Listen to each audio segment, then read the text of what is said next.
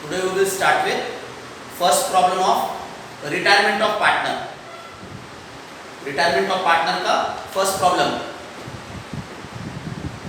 Given below is the balance sheet of Vaishali, Madhuri and Shobha, who were sharing profits and losses in the ratio of 3:3:2. Given below is the balance sheet of Vaishali, Madhuri and Shobha, who were sharing profits and losses in the ratio of 3:3:2. तो partners के जो capital accounts है इसके तीन columns है, Vaishali, Madhuri and Shobha. These are the three partners. Profit sharing ratio जो है, profit sharing ratio 3:3:2. First step, balance sheet में ये जो कैपिटल अकाउंट्स है, तो capital accounts of Vaishali, Madhuri and Shobha. Balance sheet में लायबिलिटी साइड पे ये जो कैपिटल अकाउंट के फिगर्स है, ये कैपिटल अकाउंट के फिगर्स पार्टनर्स के कैपिटल अकाउंट्स में लिखना है. Credit side by balance brought down. Vaishali का कैपिटल है 48,000, माधुरी का है 52,000, शोभा का है 36,000. तो फर्स्ट स्टेप जो है, बैलेंस शीट में जो कैपिटल अकाउंट के फिगर्स है ये पार्टनर्स के कैपिटल अकाउंट्स में लिखे balance brought down. Balance sheet में आपको लायबिलिटी साइड पे रिजर्व फंड दिया है. बैलेंस शीट में लायबिलिटी साइड पे रिजर्व फंड, ये जो रिजर्व फंड है 16,000, इसको आपको तीनों पार्टनर्स में डिस्ट्रीब्यूट करना है. बैलेंस शीट में जो रिजर्व फंड है इसको पार्टनर्स के कैपिटल अकाउंट्स में डिस्ट्रीब्यूट करना है. Profit sharing ratio 3:3:2. तो पार्टनर्स के कैपिटल अकाउंट्स में लिखना है बाय रिजर्व फंड.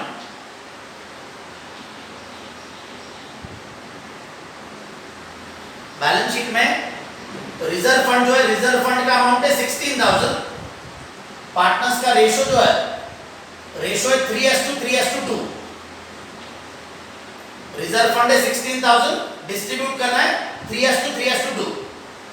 तो 16,000 इंटू 3 से मल्टीप्लाई करना है, डिवाइडेड बाय 3 + 3 + 2. 3 + 3 + 2 टोटल है 8 से डिवाइड करना है. तो रिजर्व फंड आएगा फर्स्ट पार्टनर का 6,000, 16,000 इंटू 3/8. सेकेंड पार्टनर का भी 6,000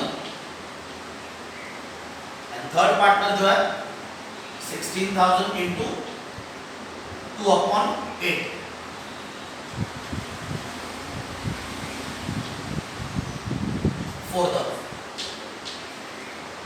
तो बैलेंस शीट में जो रिजर्व फंड है इसको डिस्ट्रीब्यूट किया, 3:3:2 में डिस्ट्रीब्यूट किया. तो फिगर्स आ गए 6,000, 6,000 एंड 4,000. ये पार्टनर्स के कैपिटल अकाउंट्स में लिखना है, क्रेडिट साइड पे लिखना है.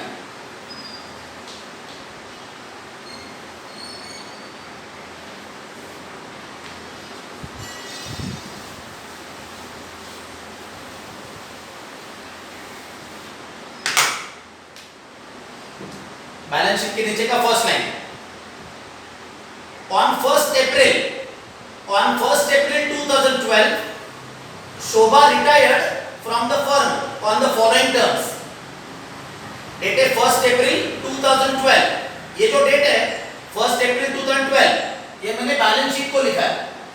तो balance sheet of new firm date लिखा है 1st April 2012. रिटायरिंग पार्टनर जो है शोभा रिटायर्ड, शोभा रिटायर्ड, इसको अंडरलाइन करना. तो in this problem retiring partner है शोभा. फर्स्ट एडजस्टमेंट है assets to be valued as under, assets to be valued as under stock rupees 24,000, stock rupees 24,000। Balance sheet में आपको stock का अमाउंट दिया है 25,200। एसेट साइड में स्टॉक का अमाउंट है 25,200, एडजस्टमेंट में दिया है 24,000। तो balance sheet asset side stock inner column 25,200, outside column 24,000। Stock का जो अमाउंट है, स्टॉक का अमाउंट है 25,200, ये इनर कॉलम में लिखा है। एडजस्टमेंट के अंदर वैल्यू है 24,000, ये आउटसाइड कॉलम में लिया है। जो डिफरेंस है वो सब्ट्रैक्ट करना है, depreciation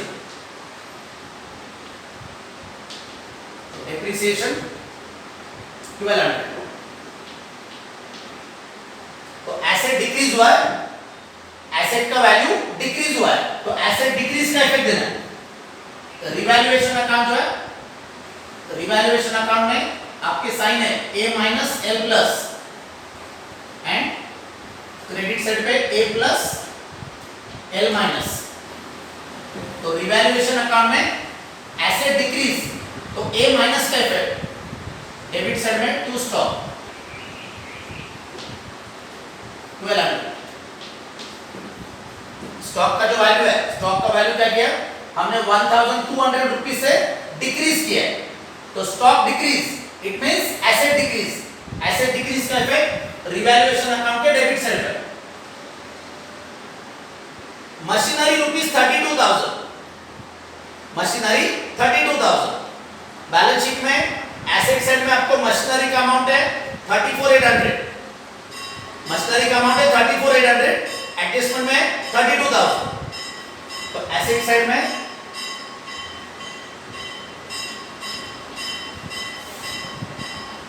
machinery inner column 34,800,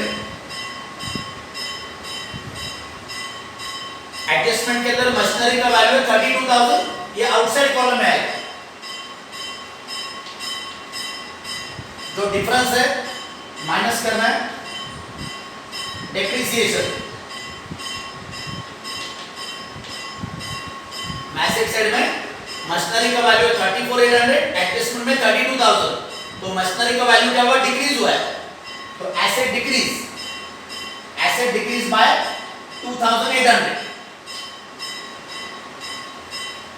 revaluation account के डेबिट साइड पे सेकंड इफेक्ट, रिवैल्यूएशन अकाउंट के डेबिट साइड पे second effect to machinery.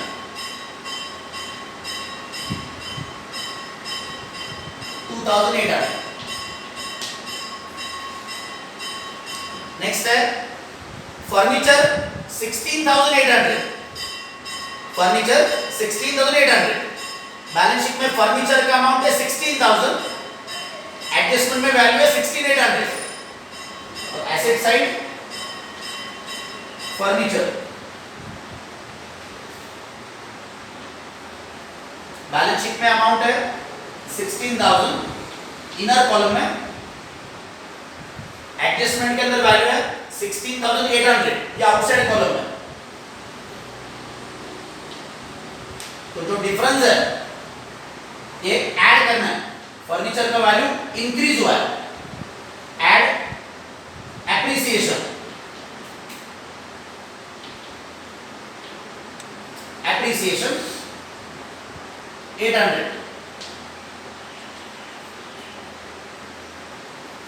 Balance sheet में फर्नीचर है 16,000, इसको इनर कॉलम में लिखा है, एडजस्टमेंट के अंदर 16,800, ये आउटसाइड कॉलम में। डिफरेंस जो है ये ऐड के एप्रिसिएशन, इसका इफेक्ट देना है revaluation account credit side. Asset increase का इफेक्ट चल रहा है, A प्लस का इफेक्ट देना है bye furniture 800। Second adjustment, RDD be maintained at 4% on debtors, RDD maintain at 4% on debtors। तो बैलेंस शीट में जो डेटर्स का अमाउंट है, डेटर्स का अमाउंट है 50,000, इस पे कैलकुलेट करना है 4% RDD। तो एसेट साइड में डेटर्स डेटर्स का अमाउंट है 50,000 इनर कॉलम।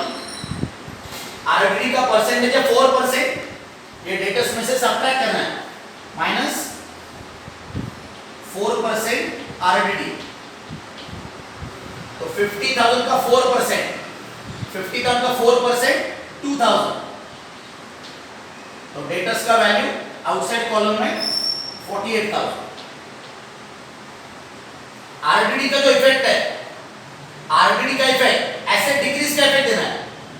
डेटर्स का जो वैल्यू है, डेटर्स का वैल्यू आपका डिक्रीज हुआ है, तो एसेट डिक्रीज, ये रिवैल्यूएशन अकाउंट के डेबिट साइड पे है to RDD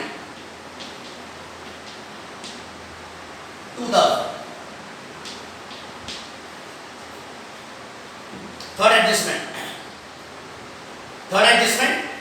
an item of rupees 400, an item of rupees 400 from creditors is no longer liability and hence should be properly adjusted.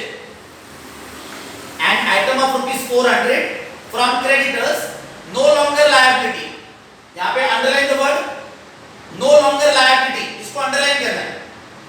तो 400 रुपीज जो है, इसको आपको बैलेंस शीट के क्रेडिटर्स में से माइनस करना है। 400 rupees, this is to be subtracted from the creditors in the balance sheet. तो बैलेंस शीट में लायबिलिटी साइड पे लिखना है क्रेडिटर्स। बैलेंस शीट में क्रेडिटर्स का वैल्यू है 34,800,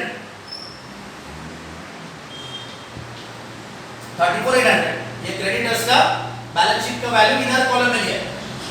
एडजस्टमेंट है item of rupees 400 from creditors no longer liability, no longer liability, तो this amount you have to subtract from the creditors.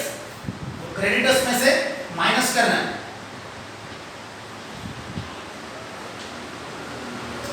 No longer liability 400 minus करके outside column में 34,400। Creditors का जो value है, creditors का value आपका decrease हुआ है, तो लायबिलिटी डिक्रीज हुआ है। लायबिलिटी डिक्रीज, इसका इफेक्ट रिवैल्यूएशन में क्रेडिट साइड पे L minus, L minus means liability decrease. तो ये जो क्रेडिटर्स में से जो 400 माइनस किया, इसका सेकंड इफेक्ट, क्रेडिटर्स में से ये जो 400 रुपीस माइनस किया, इसका इफेक्ट रिवैल्यूएशन अकाउंट में क्रेडिट साइड बाय क्रेडिटर्स 400। अब ये पहले रिवैल्यूएशन अकाउंट क्लोज करना है, रिवैल्यूएशन अकाउंट का डिफरेंस निकालना है। रिवैल्यूएशन अकाउंट का डेबिट साइड ग्रेटर है, तो रिवैल्यूएशन अकाउंट का डेबिट साइड 6,000, रिवैल्यूएशन अकाउंट का डेबिट साइड है 6,000, क्रेडिट साइड माइनस करना है, डिफरेंस को लिखना है बाय लॉस। डेबिट साइड है 6,000, क्रेडिट माइनस करके लॉस लिखना है 4,800। ये जो लॉस है, ये लॉस को डिस्ट्रीब्यूट करना है तीनों पार्टनर्स में, वैशाली, माधुरी, शोभा। तो रिवैल्यूएशन अकाउंट में ये जो लॉस है 4800, इसको डिस्ट्रीब्यूट करना है 3:2 में। 4800 को डिस्ट्रीब्यूट करना है 3:2। तो 4800 into 3/8,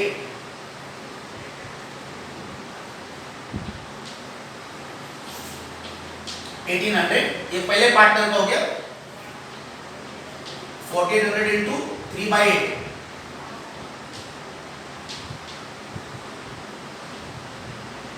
1800, 4800 into 2/8,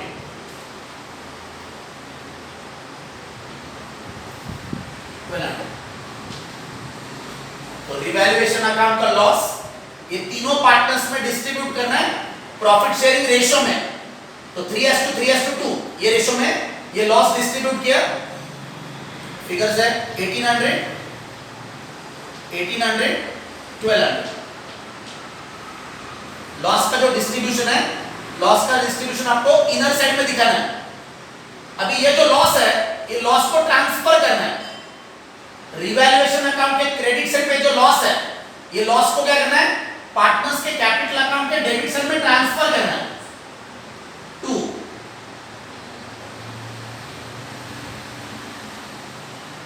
revaluation account 1800, 1200। Revaluation account का लॉस, इसको पार्टनर्स के कैपिटल अकाउंट में डेबिट साइड में ट्रांसफर किया।